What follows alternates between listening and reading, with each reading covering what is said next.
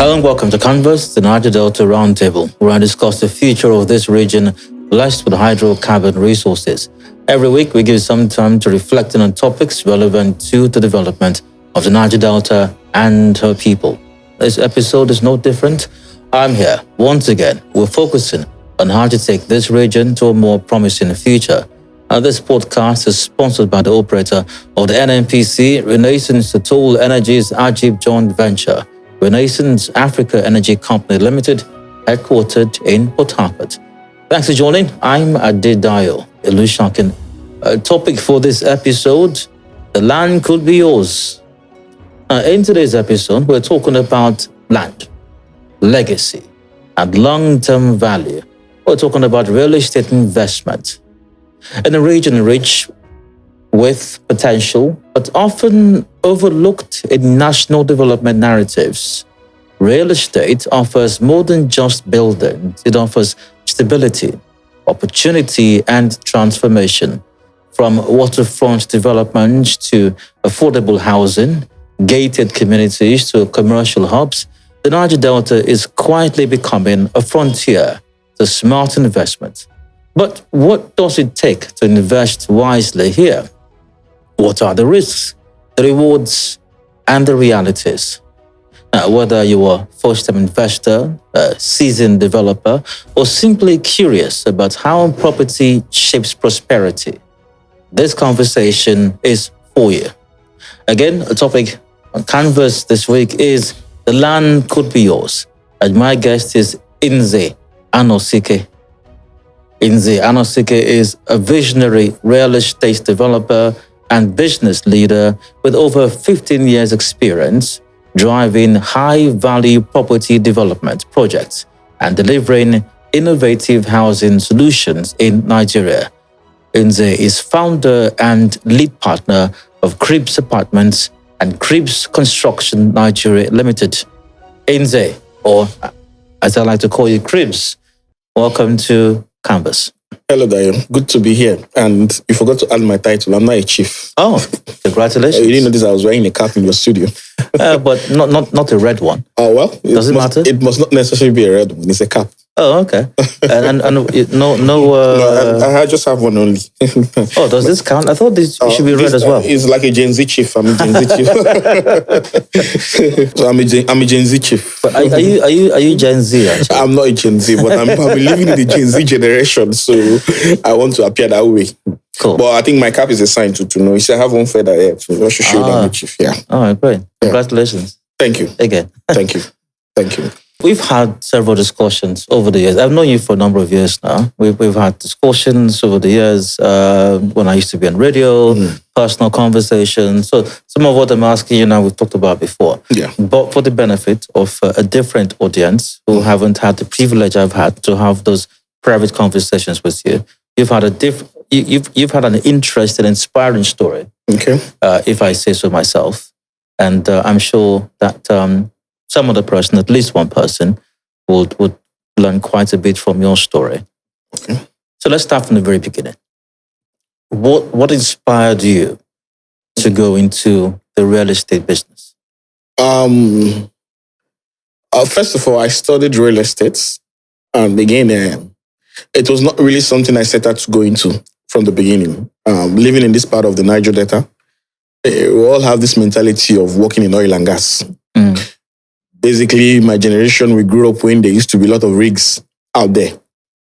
So everybody wants to graduate, look for one rig job where you go do 30 days in, 30 days out, come out and buy some Honda Accord and Honda Bullets and all that. But again, should I say destiny took its course or nature took its course? Somehow we switch. Like I said, I studied real estate. I have a degree in estate management from Abia State University. And I've also grew up as a child. My dad works in construction. And it's something I've always come to enjoy as a child. Because I remember growing up as a child, living along Ikwere Road. I was there when they were constructing Ikwere Road. I always come out to see the concrete mixer pouring mortars, people digging excavators, putting bricks here and there, and at the end of the day, it's standing. So I've come to enjoy that. But again, as I grew up, I saw a very big lacuna in the housing sector. And I felt it was an area much people were not playing in. Though it's capital intensive, but we tried to improvise a way to start little. And from there, we can build up. So that's how I got myself here. And asked me if I would want to do any other thing again. No. In fact, my construction company is suffering because I'm basically focusing more on real estate than I pay attention to that. Other aspects of my life, they're lying low. I'm concentrating on building real estate, providing accommodation for people, providing conducive environment for families and Nigerians to live. And so far, I think I'm enjoying the race. What makes land and property such powerful economic tools? Oh, it's from the creation. The first thing God created is let there be light. As a man, you need to survive on a surface, and that surface simply is real estate. Everybody seems to live on land, so you cannot live on the air. As long as you continue to live on land, it must be in high demand. Countries go to war because of land. Israel is fighting today Palestinians because of Gaza, who owns Israel, and all that. So land is powerful tune, and it's something that from the days of our ancestors till now, people have continued to kill for it, and it will continue like that. So I think everybody's exists on it, so the demand is high. Are there peculiarities from place to place? Niger Delta, for example, is there a uniqueness to land or its acquisition, basically? Well, I think to an extent, yes. I'll answer this from two perspectives because I've been to countries where, in the Niger Delta, for instance, you have lands that have mineral resources on it. You cannot categorize it as a land that doesn't have mineral resources. But I had that impression, but I've been able to travel a little around the world. And I've seen countries that have no natural resources, yet they've been able to build their land to add value to it. It is more expensive to buy a house in Malta than it is to buy in the Niger Delta that has oil. Why am I saying so? Malta has completely no mineral resources. They just have the Mediterranean Sea that crosses across them. But if you want to buy a small 2-bedroom flat apartment there, you're talking about close to 700 million euros, 700,000 euros for a small 2-bedroom or 400,000 euros. But with that, I can buy a whole land in one community in the Niger Delta. So in terms of peculiarity, yes, to an extent, but I've not come to believe in that because I believe value can be added to land even when there's no value. So the peculiarity depends on who is handling the land at that particular time. That's how I look at it. My perspective used to be before there could be because there's oil in this land, the value needs to be high, there's gold in this land, but I've seen communities that had nothing. They turned it into something. What challenges and opportunities exist in the real estate industry or business in the Niger Delta? Huge. Let's start with the challenges. The challenges, yes. Land acquisition. In fact, the whole Nigeria, land acquisition is a major problem. We have one, first of all, the government bottleneck called the Land Use Act, restricting you from having a proper documentation on land, except the governor gives you a consent. That is a hidden factor because you cannot access finance from any financial institution without having a proper document. Even when it's your father that's transferred that land to you. In fact, even where they buried your dad, you don't have a right over it, except the government gives you a consent over that land. That is one. Secondly, when you look at the issue of housing, it's a major problem over here. We're having a serious housing crisis in the Niger Delta. And that is also affecting the way we live and the way we behave. So in terms of, what was that again? You asked the opportunities or what? Opportunities, yes. The opportunities we have over here. Yeah. We have opportunity of people are not being able to access land. So if we're able to create housing, we can create employment, we can create jobs, we can create a conducive, decent environment for the people. Oh, you talked about the governor's consent. Yeah. How about those who are traditional owners of land? I mean, like you said, land has always existed. And there are people who have always lived on this land. There are people who 10 years ago, 50 years ago, 100 years ago, lived in a place, occupied a piece of land, and maybe from grandfather to father, even to son today. Are you saying that even there, even in those instances... You don't have control over it. That's why I said there's a bottleneck called the Land Use Act. Until we're able to get that off our system, we will not make headway. Like I say, your ancestral grant, it's not your own legally. You cannot use it as an instrument to access finance. you are required to provide certificate of occupant to be able to even access 10,000 naira from the bank, which is not supposed to be so. 80% of 92% of lands in Nigeria, particularly in states across the Niger Delta, are not documented. What is the documented? The documentation means that government has not given you a certificate of occupant on that land. So you cannot do nothing on that land. You can't use your land as a collateral to access agricultural loan. You can't even attract a foreign investments. Because if, for instance, if I'm bringing a company from China to come and develop here, they need a guarantee from my bank to identify me and be sure that what I'm asking this facility for, it's going to be used for that purpose. The first thing my bank will ask me is to provide a documentation on the piece of land we're supposed to develop. And what are the part of the documentation they're asking? They're asking you for certificate of occupant. Who gives you that right? The government that gives you that right. So there are still bottlenecks here and there that needs to be done. So you don't have absolute control over even your father's grave in your village. So can such land that's not been documented, or you don't have a CFO from the governor, can you sell such a land? Or even as a potential investor or buyer, is it advisable to buy such land? You can't sell. You can't sell. You can't. You can sell. You can, okay. But you cannot convert it. For instance, I'm a developer, for instance. I'm buying, say, for instance, 20 hectares of land in Transamadi. Of course, I don't have that kind of war chest in my pocket. I'll need to bring in the financial institution to acquire that place for us to be able to develop those properties. What are the questions they're asking me? What kind of title does it have? The moment the issue of title comes in, knows there's supposed to be a proper documentation. And what are you looking at? You're looking at certificate of occupants. Now, if I'm buying one plot of land from somewhere in Okuru or somewhere in Nembe that I just want to put up my 3-bedroom bungalow, it's not a problem. But when I'm going for a turnkey project that requires a lot of billions of naira for me to go into action, maybe to put up an accommodation that can accommodate maybe 500 or 600 persons, I am required to provide the proper documentation. And what are those documentation? The government will ask me for certificate of occupants. So that's where the bottleneck is. It is practically not based on those doing half plots, one plot of land that wants to sell their one piece of land, live their life quietly and all that. It has to do with those that are putting up huge accommodation. Estates, for example. Good. For instance, I've always shouted on this and I've always spoken about it. River State, for instance, we're having a serious housing crisis. I don't know whether any of you have taken note of that. There are less accommodations currently in Port Harcourt. Why? Because the population of the capital is increasing. Nobody's taking that into consideration. A 2-bedroom flat is as high as 3 million naira now in places that used to be like 600,000. Why? People are not putting out more houses in the markets.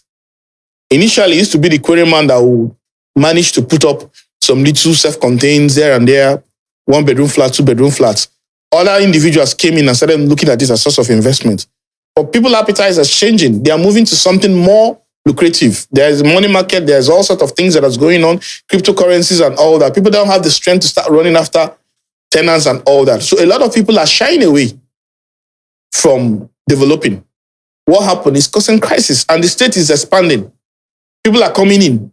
Nobody's providing accommodation for them. So the government is not even looking at it as a problem. But I'm sure in the next 2 or 3 years, we're going to see this crisis because it's going to escalate to a point where the government might not be able to control it. What are those bottlenecks? Those bottlenecks still boils down to the same documentation we are talking about. I have a parcel of land. The bank is willing to give me funds for it, but I don't have a proper documentation according to the bank.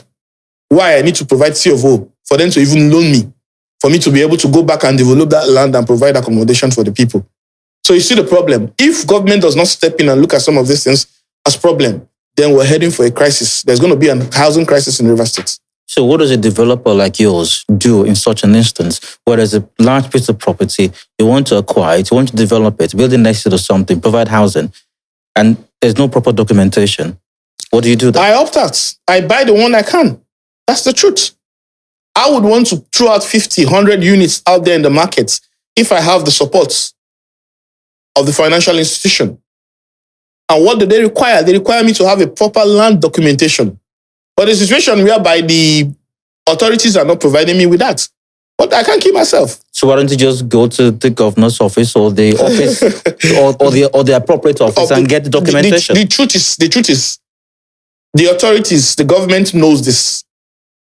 If you have a system that works, I was in London in July. My company is registered in London. there is a loan set aside for real estate developers at a very, very minimum interest rate, because they know housing is a social responsibility, not just for developers, but also government, part of government's what government is supposed to. It's just like access to education. It's also the same thing with decent accommodation. If you go to London, ask people, they know what they call council houses. Local government build houses. If you cannot afford your rent, they will take you up and put you there for a period of time. Nobody talks about that. So the government understands that we need to provide accommodation for our people. So when they get private individuals that are doing that, they try as much as they can to encourage you. Dayo, do you know, if I have $1 million today and I want to go into real estate in Canada or somewhere in America, I could be granted the citizenship to bring in that $1 million and invest in real estate. You bring back that same money, which is maybe probably 1.5 billion, to say, for instance, for a Port Harcourt market or a Lagos market. Nobody answers you. You buy the land and you try to get documentation, it becomes a problem. So until government starts to see this as part of their problem and also part of their responsibility to fix, I don't think we can make headways. In the whole of Nigeria, the only place you can have a proper documentation, even they still have their lapses here and there, is in Abuja. Apart from that, no states. Look at what is happening currently in Lagos. They're complaining that people are building on wetlands. They're trying to demolish buildings. And you ask yourself, who granted them the approval to build there? Some government official did that. Is it not? If you have a proper master plan that this is supposed to be a wetland, you're not supposed to be there, people wouldn't have erected structure on there. So you don't have a proper land documentation. We've had the issues of land grabbing here and there in Port Harcourt, people killing themselves inside the bush, shooting and all that. No proper documentation. So government need to step up and understand that part of their responsibility is also to provide shelter for the people. So from what you've said right now, so is the real estate business a wrong place to go into right now, to put money into? Absolutely not. Okay. Absolutely not. In fact, I tell people it's the safest investment. If your analysis are right, if you buy the right property and do the right thing, it's one of the safest and the most guaranteed investment you can have on the surface of the earth. Real estate did number 4 in Q2 when it comes to GDP growth. In fact, real estate did better than agriculture this quarter, and second quarter that just ended, number 4 in terms of the GDP calculations and all that. It is a huge market that provides, first of all, the employment. I told you last time we met, if you can remember, I said, I have some project that are 1,500 persons have passed inside that project. I'm doing bigger than you know me then. I've seen maybe 3,000 or 4,000 persons pass through my projects, providing them with a minimum of 4,000 naira every day. If you calculate that in a month, it's more than the minimum wage. You have carpenters that work there. My carpenter did not go to school. He cannot make a clear sentence in English. But I've given him job worth over 100 and something million. He drives a car, the wife drives a car, the children are all graduates. My bricklayers, I have medicine guy that comes from somewhere in the southwest that does my plastering. I pay him as high as 15, 20 million. He brings boys, they sleep in the place and they do all their jobs and leave. It is only the real estate sector that has that capacity to absorb that numbers of unemployed Nigerians. So the government does not even understand what they're doing. The day they wake the real estate market up, because we have a deficit of about 22 million. This was calculated sometime in 1980 something. We've not checked the current one. If we check now, maybe we'll be somewhere around 50 million. Housing deficits. When I mean decent accommodation. We are not talking about in America or the West. You go, people who have what they call holiday houses. Here, we're even talking about those that want to survive first before they start talking of holiday houses. So we have a deficit that's behind, that has not been tapped. Imagine we just, okay, let's pick 5 million and do 5 million in the next 3 years. See the numbers of jobs we'll be able to create and see the numbers of accommodation we'll be able to provide. So the government needs to wake up and take this as a serious issue they need to tackle. What are some of the misconceptions or errors or mistakes that people make when it comes to investing in property? Well, documentation is key. Like I said, the issue of too many undocumented land leads to people losing their money. You buy land today, the next day you come, somebody said, I'm the owner of this land, because there's no proper places to go to and make search and verify who truly owns this property. If we have a proper documentation in terms of land, some of these issues will be solved. And people will be able to say, okay, I've got a piece of land I've bought in the last 20 years. Nobody comes into it. Nobody tampers with it. This is my property. I have the original documents. And again, I tell somebody the other day, I was telling someone the other day, I said, look, even the so-called C of O, the government is supposed to, it's supposed to be for revenue generation. Because you have what we call grant rents. We have what we call grant rents that those having C of O are supposed to pay yearly. So the government is even supposed to be giving as much as they can to be able to generate grant rent from there. If you check how much Lagos State generates alone from grant rent, you'll be shocked. Go and check how much a state like Rivers and Bayelsa generates. In fact, Lagos State is using C of O now to lure investors. Give you C of O in 90 days. Give you C of O in 60 days. Yes, the previous administration that left the states and the current governor, I think they are doing their bits. Or I can speak of the past administrations of Wike, because I had a couple of ones sorted out with him without knowing anybody and without bribing anybody. They got that sorted out. I've not tried applying during FOBARA. Maybe I just have some little bit of consent to do here and there. But when Wike was here, I know that if you apply for C of O within a shortest period of time without even knowing anybody, you get that done. We need to encourage more of that. The governors need to start signing that. If they can also drive for the grant rent, they can hand it over to a consultant that will help them. Take, for instance, Rivers State say we're going to generate 10 billion or 15 billion from grant rents. And you get a consultant and say, okay, drive this. Give us 8 billion and keep the rest. That becomes the guy's work every day, just like you do. Every day you come, you're driving that revenue. Because if the government doesn't have anything to do, they can plunge it into education or plunge it into the housing sector back. By the time you do that in 5 years, you're talking about close to 50 billion you've invested in housing. How did you get that money? You got it through grant rents. So that's what a serious government is supposed to do. So you're supposed to give out more of C of O so that you'll be able to raise and generate revenue from it. Who can invest in real estate? I mean, do you have to be a top shot, maybe a chief with a cap and a feather? Or can young middle-income earners? Everybody can. And I encourage people to do it as early as. Dio, if I knew some of the things I knew today, maybe I would have been one of the wealthiest, richest young Nigerian. I'll give you, for instance, I graduated 2007. As of that 2007, Peter Odele was selling for as low as 1.7 million. A plot of land. Currently, a plot of land in Peter Odele goes within 95 in Somitel, 80, 90 within those neighborhoods. In fact, I was speaking to somebody yesterday who was calling 100 million. For 1.7 million to 100 and something million. There's a place they call Eneka Link Road. I remember I escorted the clients there to buy place inside where you have the share cooperative estates. We bought for 4.5 million. This was in 2013. As of today, it's selling for 105. I went to NAF Harmony Estates. A duplex was selling for 35 million as of 2013. Today it's selling for 550 million. And you know the crazy part, bro? I've got 1.7 that time. So imagine I just managed to buy 2 plots and keep. Maybe I would have been in billions by now. So it is safe. Just make sure you're buying the right property. So everybody, there's a market for everybody. There's a market for big men like you. Thank you.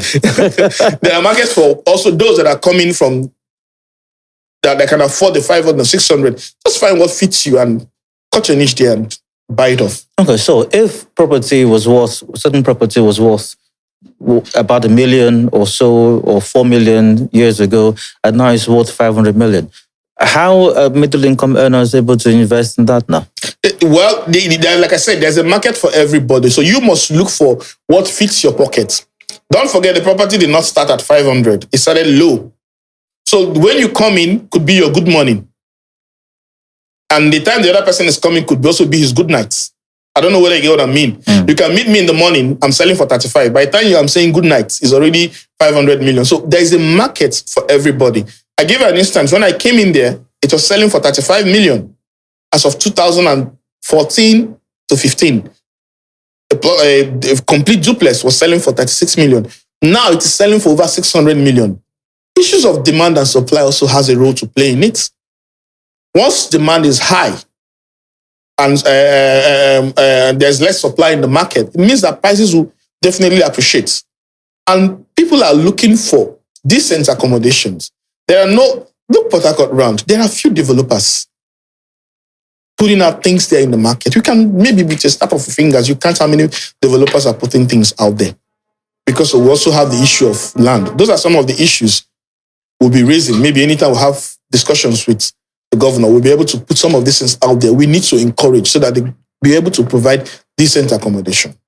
It is Converse Niger Delta Roundtable brought to you by Nations. Nze Cribs is my guest. The land could be yours is the topic. We'll go for a break. We'll return in a moment. Conversation continues. Please stay with us.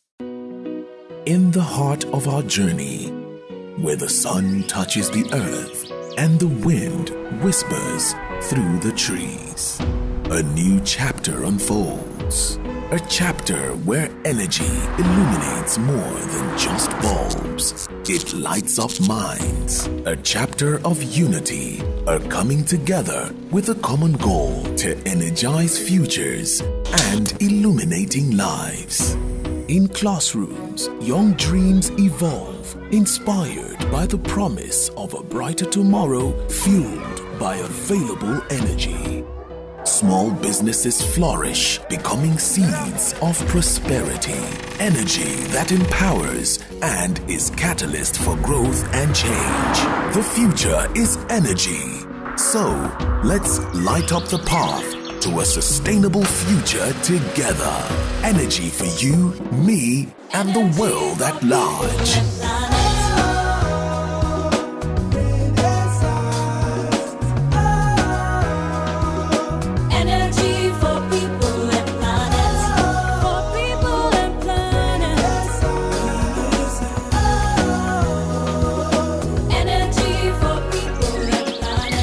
Energy for people and planet.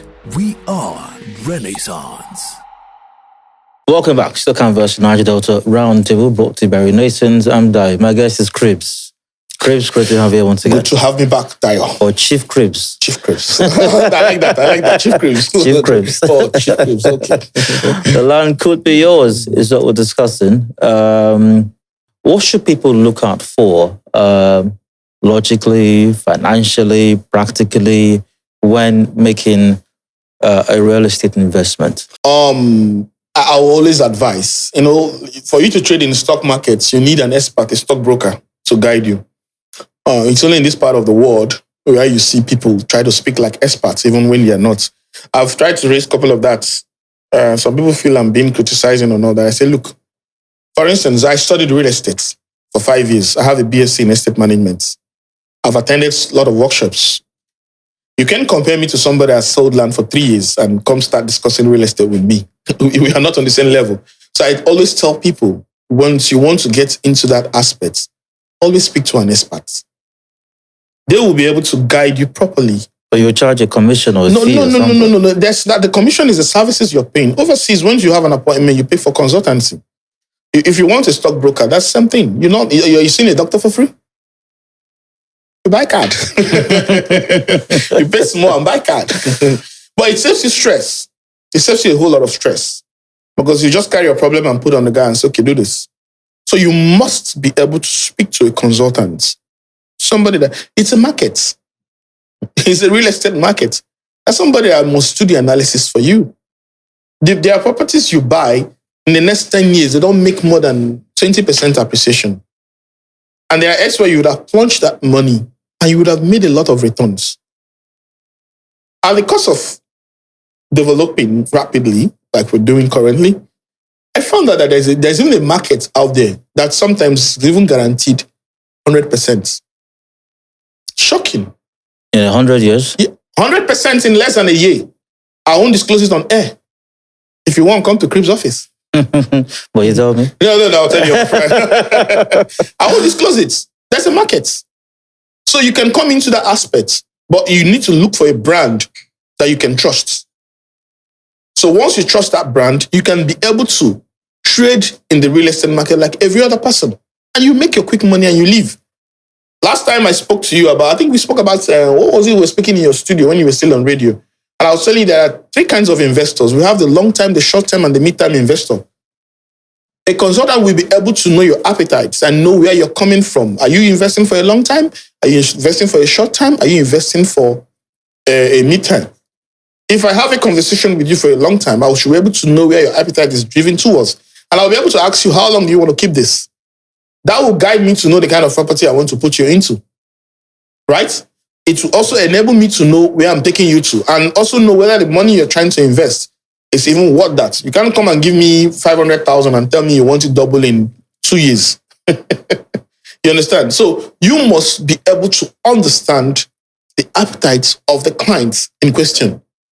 You can't do this if you don't understand how the market works. So a lot of people feel they can sit in their houses and predict this. They've done a couple of real estate stuff. It works for them. And they feel, oh, if I buy this one, if they do this, they do that, and all this will work and all that. Fantastic. It's an experience. But there's somebody I understand that this might not move as much as you expect. I gave you an instance. I don't want to disclose that it was part of the secret I was keeping, but it was making me to talk. So let me leave that. Whoever that wants that should consult me. It's real estate investment. Is it sustainable? And what I mean, and by that, what I mean is this. Can you live off that if you're not a big-time player like yourself, if you're not developing estates and all of that? Can you live off real estate investment? Absolutely, yes.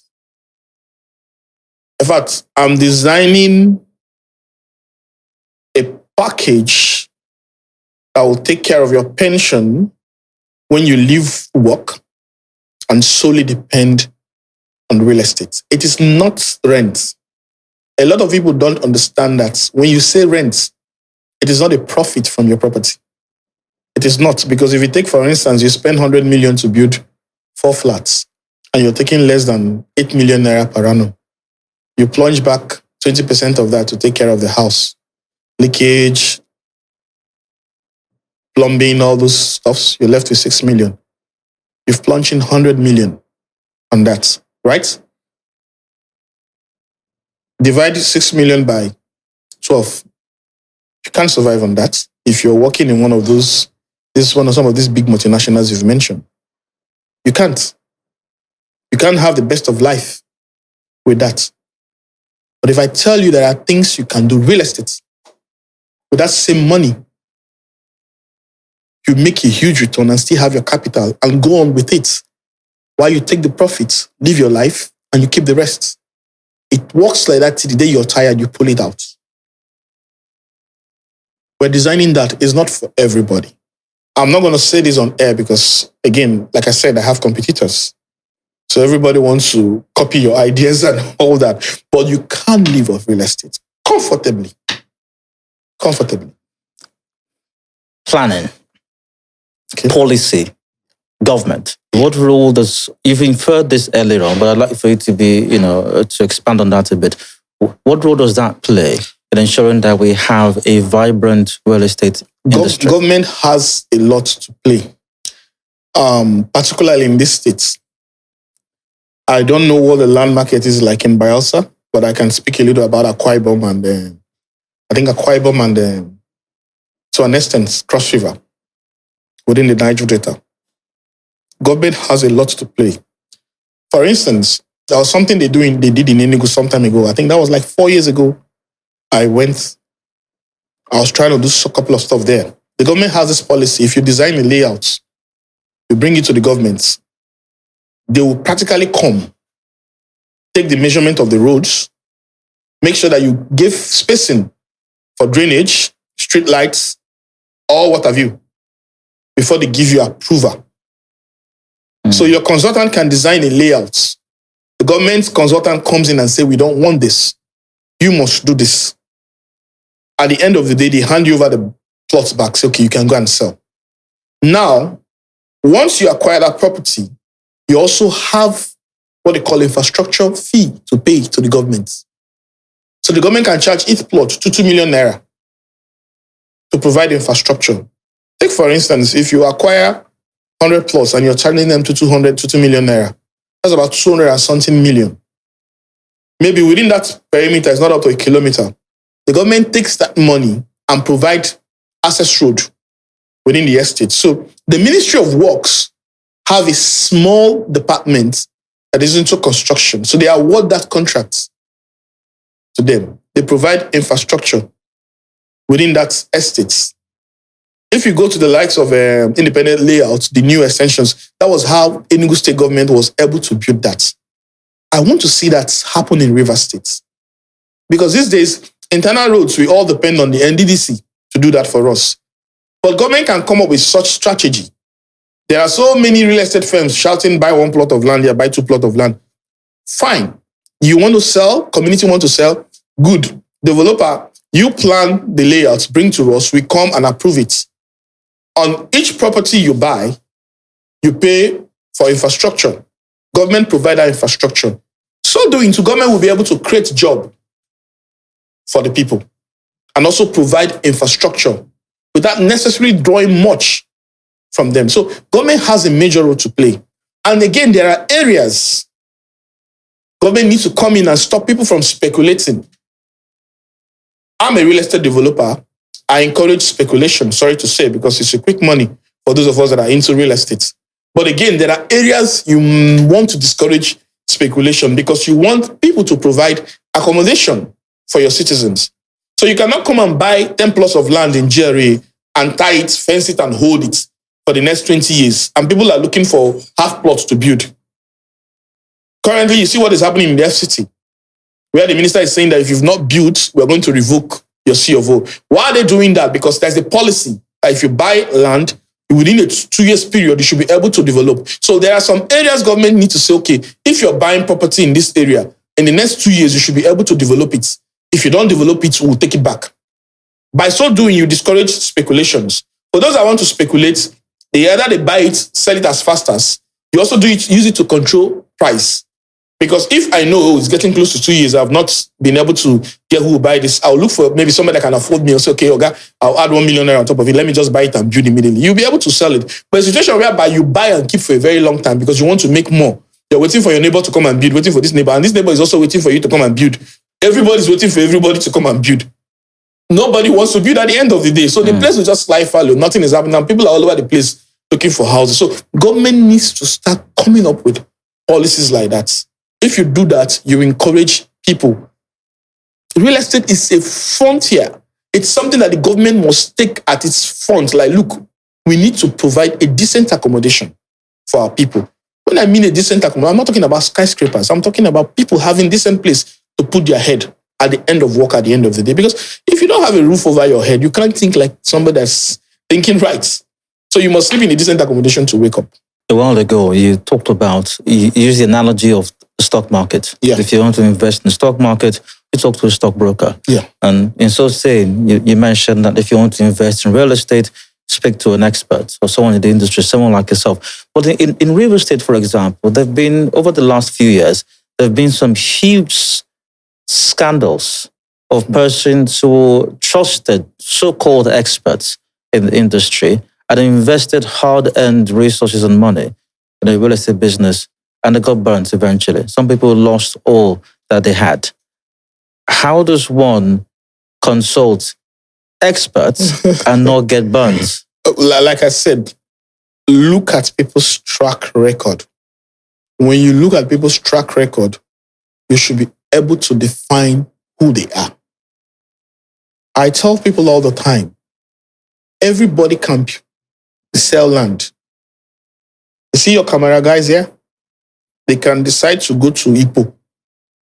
Or what's that place again? A Chiabar or something they call it. And get 200 plots of land, isolate it into one plot, print flyers and start selling it. People will subscribe. That does not qualify you as a developer. That in any way does not qualify you. A developer is somebody that has handled a couple of projects. He understands inflation. He understands that I might wake up tomorrow morning, road has added.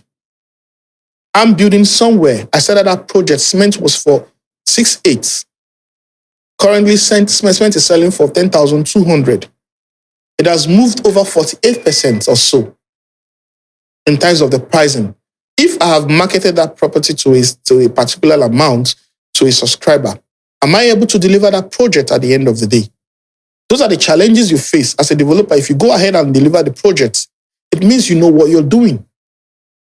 So you must look for who has a track record in terms of project delivery, those with experience. By the time you do that, you'll be able to. In every profession, there are quack. You heard the story of a man that has been operating people for the last 21 years. He's not a medical doctor. And out of the 21 years, he has only recorded one death. But the day the thing came on him, they found out that he was a fake. There are so many people today parading themselves as lawyers for years. Some of them even appear in court as lawyers. It's only when the system catch up with them we know that they're not lawyers. So you should be able to look at people's track record, how they started, where they are today, and what they're building. By so doing, you'll be able to filter out those that are experts and those that really know what they're doing. So I tell people, go and look at, if I want to discuss with you as a developer, did I ask you, where is your project? I want to see it. Is it like a result? Oh, you have this. You have this. I've seen this. You've built this. People are living in it. I'll go there and ask people a question. Yes, there must be challenges. People are having, this was not perfect. This was not perfect. But people are seeing your projects. It's glaring. So at the end of the day, you'll be able to filter those that are real developers. The discouragement for some persons investing in real estate, and this is not peculiar to River State or the Niger Delta. I think it's a Nigerian thing.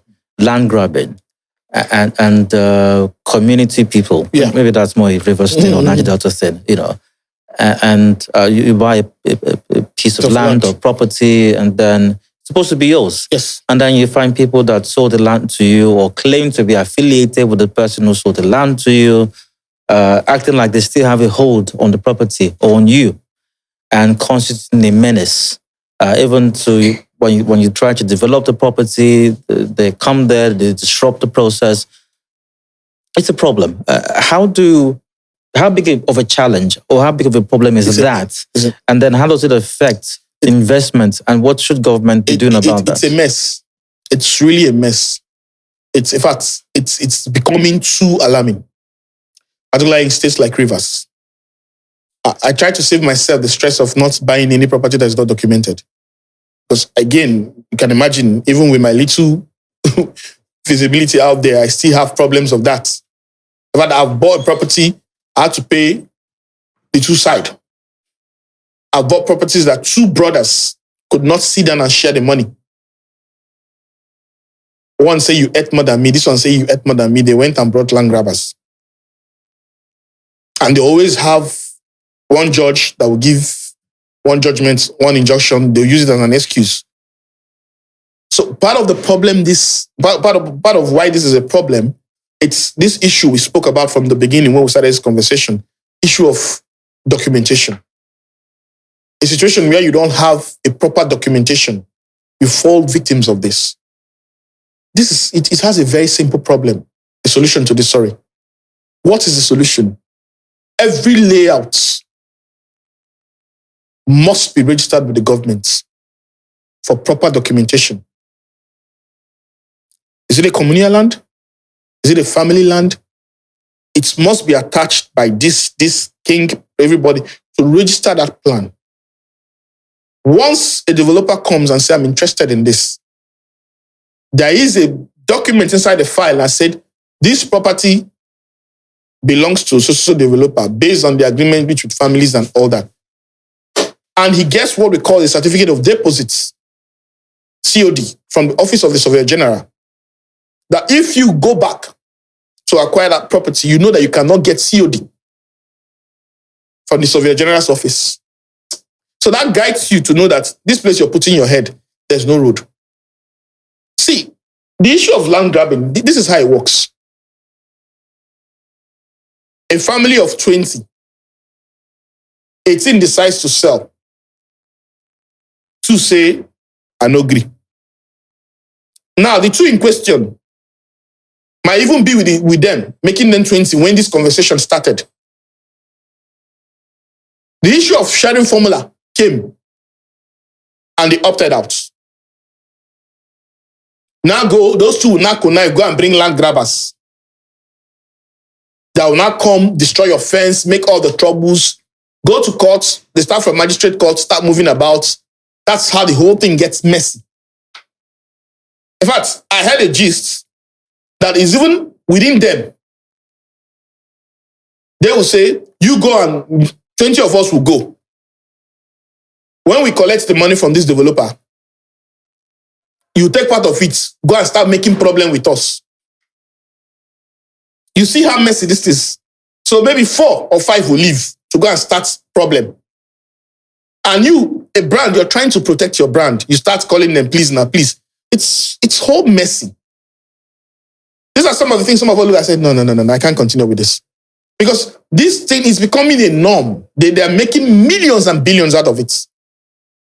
But if you have a system that works, once you're able to register every land, a land that has a dispute on it, once you go to the court or you go to that file of that layout, you will see there's a court case on that land. Nobody goes in. So if the land remains fallow for 20 years, they will be the ones to advise themselves. To say, let's pull out these kids from the court, call ourselves and sort it out. Is it not? But a situation where you cannot even find who is in court, who is not in court. This thing will continue. The developer comes innocently to buy. And when you were talking about people losing money, this is the same way people have lost billions. I've got a situation where I have to refund money back to people because I had an image to protect. I bought a property for more than 5 years. One day I wake up, people were bringing down my fence. I was out of the country. Somebody was calling, hey, they are bringing down. Who are the people? 2 brothers fighting each other. And this one went and they cleared the fence I spent millions in building. I spent millions again trying to sort that matter out. When you think you've sorted it out, one will creep with his head from somewhere just to extort from you. Tell me how long. I've got guys building in Lagos and Abuja. Once you tell them Port Harcourt, I'm not coming. Because we don't have an issue of proper land documentation. So the government needs to look at that, particularly in the Niger Delta. We need to start documenting land so that land can be an instrument that we can use. It's not about real estate, about selling. It's also about making sure that you can use that one piece of plot of land to access the little facility you can. I'm glad you mentioned this because investment in real estate is not always about business. Yes. Sometimes it's home ownership. Yes. So let's talk about that as we're wrapping up the conversation now. Is it feasible now? Or what is the easiest pathway for a young person? Is it even possible in the first place to own a home now without being a cribs? and what is the easiest pathway to home ownership now? Look, with what I've seen, I will encourage any person that's interested in owning a home. Just look for a developer that has a track record. Put your head under him and get a house. Because sometimes you can't even face the heat. I was asking you earlier before we started recording how much. You called some very scary figures. No, but, how can a young person put that kind of money? Let me shock you. See, I'm gonna do a letter to the governor. I was speaking to one of the top mortgage banks in the country, and they told me there's a federal government mortgage scheme that the federal government has released over 450 billion for mortgage scheme. There's this MOFA thing that's also going on. The advert is all over the place. A lot of people from the Niger Delta, in fact, from River State, River State has not accepted up to 2 billion naira from that scheme. And when we got talking, we found out that part of the problem was documentation.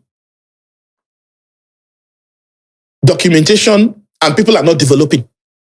Because the scheme says you must buy a house. So if I put out a product out there, what you just said now wouldn't have been a problem because you have 30 years to pay back. Dio, do you need to break your head then to pay back in 30 years or be corrupt? The federal government has already provided that for you. You have a job that can take care of the mortgage. But because we don't have this information, and if we do have the information, who are developing? Access to land is a problem. So the government needs to say, okay, A, B, C, D is developer. You go and take this land, build. The few ones they've given, I say this on radio. a lot of them are speculators. They take that land from government, they do access, do perimeter fence, and start selling it as plots. Now you ask yourself, was this the purpose government gave this land? For it to be sold as plots? And when you sell a plot for 30 million, 50 million, big developers come to buy it, speculators come in. And you don't consider the common man out there. So if I buy land for 35 million and put a duplex on it, that costs me around 100 million, how much do you expect me to sell it? So government must get those that are interested in developing. See, with 30 million, you can get a bungalow of 4 bedrooms. Some people are not so ambitious. They don't want to live in the whole big house. They just want a decent accommodation. But access to land is key. So government must say, okay, take this land, you build on it, sell it to our people at a cheaper rate. Then we can now move to federal government and say, okay, you have a mortgage scheme that can enable the director, the civil servants, those working in this level to assess and pay back in 30 years. And by so doing, if it's like rent to own, you're paying your rent of 1 million naira yearly, and you have that accommodation. But Rivers State is not assessing that. The reason why, because we're not putting out anything out there. I don't want to spend 900 million, 800 million, buy land somewhere, and you come and be telling me to use it and be doing pay today, come tomorrow and all that. So government must encourage this.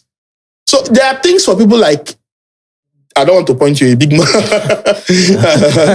You understand? I hear you. Thank you. So there's something for everybody, but we must get the policies right. And government needs to look into it. Get experts. Don't get land speculators. You give somebody land on the airport, he's converting it into service plot and he's selling for 30-something, 40 million. He doesn't have the masses at heart. I'm a businessman. If you don't give me strict warning in terms of don't do this, do that.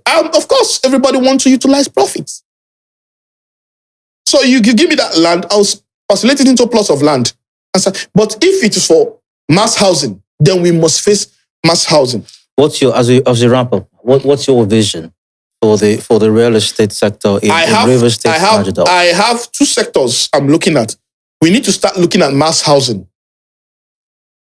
We have a good population in this state at about 7 million. Port Harcourt holds about 4 million or 5 million people. We have a seaport. We have an international airport. Lufthansa drops here every week, twice a week. Other airlines can join. Population-wise, we have most of the big multinational companies. In fact, all the oil and gas company has a footprint in Rivers State. Huge markets. Lagos is getting choked. People are looking for alternative. Government must start looking at low-cost housing. And you must encourage people to start developing that. How they go about it should not be your problem. But you must be able to provide land for them to be able to do that. And by so doing, you call the right people with the right ideas. It is not about, I need to know the governor, I don't need to know the governor. We sit down and brainstorm. Excellency, we can do this in this, we can do this in this. Provide me with this. I don't need to have the whole resources. Because you ask somebody, I go and bring technical report, bring this one, bring financial report and all that. They cook up all sorts of things, maybe build up 10 billion, 30 billion to show you they have the capacity. At the end of the day, you give them parcel of land, they go and fence it and start selling to the rich at 30-something million, 40 million. They are business people. But you must look at those that have passion to do the job. Provide them with access to land. Let them be able to demonstrate and show you that. I was doing an analysis last night when I had this conversation with you. What it takes to construct a bungalow. If I tell you to be shocked, but I won't say it. You don't need less than 4,000 blocks. Multiply 650 naira by 4,000 blocks. How much is that? It's less than 2.3 million. What does it take to chuck them? I don't know what I'm saying. So by the time you look at the windows and all that, you find out that it is not as easy. See, there's what we call luxury homes. The one you have, the whole Alexas, the street lights and everything is wrong. Cool. There are people that need that. We have them in the market. But there's somebody that just wants somewhere to have a decent environment, just put his head, has a normal room, shower running and all that. That's a simple accommodation. We should be able to provide that first before we start looking for the man that is looking for Alexa, turn on my lights. So government must sit down and look at those with the right ideas and encourage them and say, let's do this for the people. And today people still talk about Jakonde in Lagos. After how many years? I wish we could go on trips, but we have run out of time. We have to wrap this up now. I always knew it was going to be an interesting conversation. Always good talking to you, Dio. Always good talking to you. And that's a wrap for this edition of Canvas, the Niger Delta Roundtable. But the land could be yours, or the home could be yours, or whatever it is you're thinking as far as real estate investment is concerned, could be yours. And thanks to my guest, Nze Anosike. Thank you very Cribs. much. It's been a pleasure having you here. Thank you very much. And I'm thanking the whole Niger Delta. This is a worldwide reach program. Absolutely. Okay, thank you, Niger Delta. And thank you, Dio, for having me. Always interesting moment having a chat with you. And thank you for being a part of this as well. Okay. Look in the real estate industry, and like Chris mentioned a while ago, always consult an expert in the industry as well before making those choices. I'm Dio. Thanks for your time once again, and wish you all the best. Bye for now.